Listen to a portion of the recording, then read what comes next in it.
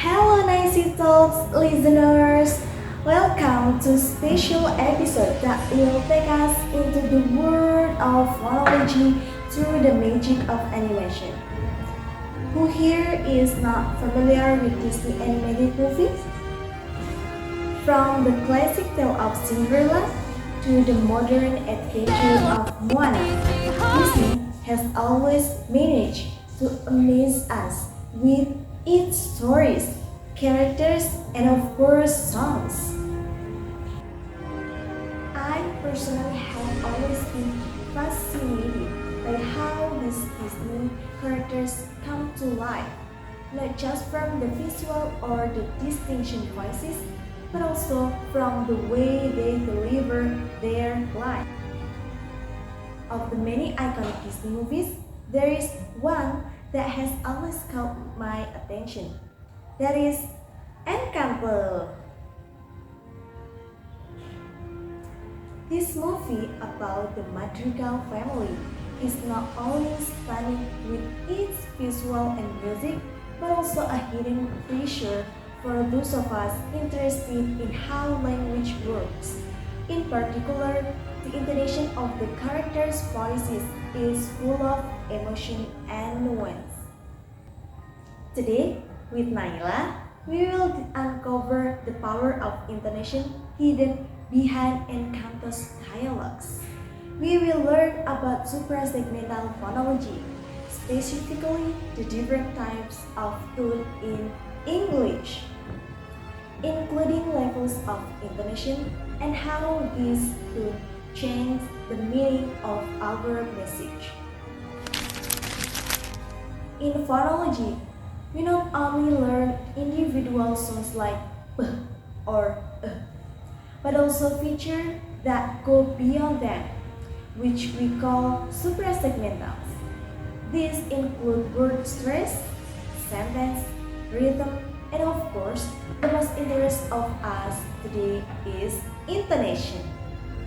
Intonation is the pattern of the rise and fall of the pitch of our voice when we speak. It's not just about a melody of speech, it is the crucial determinant of meaning and emotion. It can change a sentence from a question to a statement, convey emotion such as surprise or doubt, and even direct the course of a conversation. Alright guys, let's dive into one of the more emotional moments in Encanto. This scene began after Mirabel and Isabella hug the casita candle, bravely glows brighter. However, instead of Abuela feeling relieved, she blames Mirabel for the chaos. In the midst of disappointment and disbelief that Abuela would say such a thing, Mirabel initially looked downcast, but then she lifted her face, looked at Abuela, and uttered his desperate sentence. Let's listen to the footage. I will never be good enough for you. I will never be good enough for you.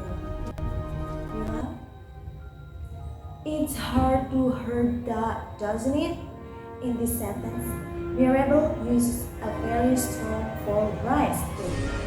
Notice how Mirabel tone drops at the beginning of the sentence, reflecting deep sadness and disappointment. A bitter acceptance of her feelings. This full rise tone conveys that Mirabel knows the answer is probably no. She will never be a good enough.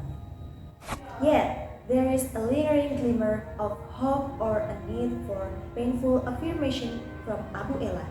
This too is very effective for expressing a mixture of emotion such as sadness, joy, and hidden meaning that are more complex than spoken. It shows that emotional burden Mirabel has been carrying all this time. Next, let's move on to the equally emotional moment when Isabella finally explodes her feelings for Mirabel.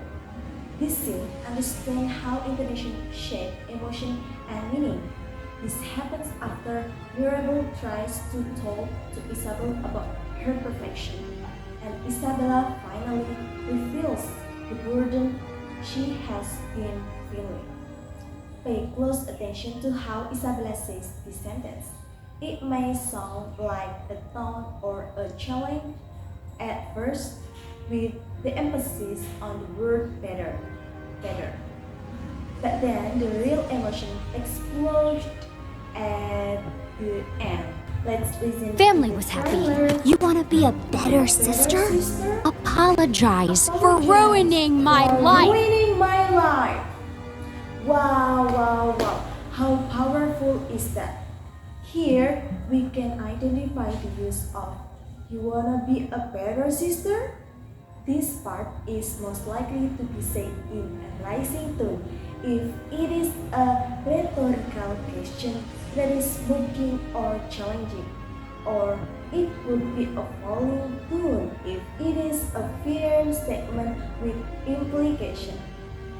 Rise fall tone is very clear, especially in the apologize for ruining my life. Listen how Isabella's tone jumped sharply at the beginning of this phrase on the word ruining or life.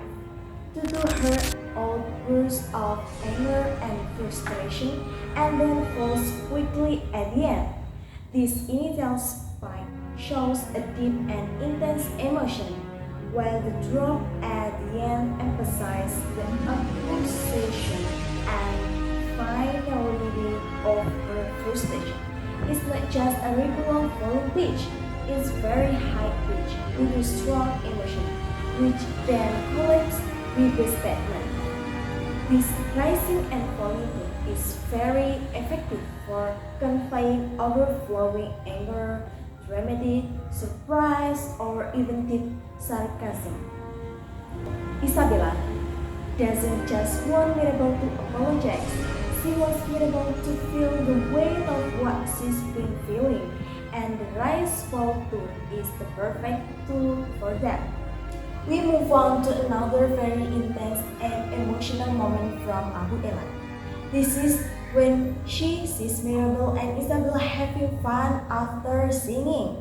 Even though Abu Ella feels that the Casita situation is getting worse, her tone was filled with anger and worry, as if she wanted to blame Mirabel for the chaos.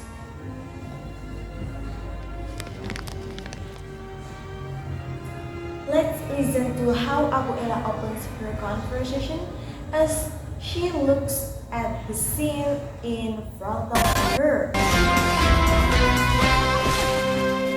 You're a bad influence. What is going on? Abuela, Abu Ella says, "What is going on? What is going on?"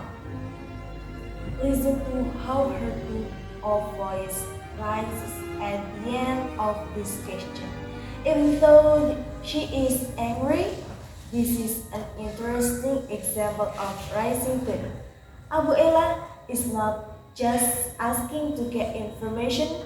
Her rising tone reflects deep shock, disbelief, and disapproval of what she's seeing. It's as if she's asking, what the hell is this? This is unbelievable.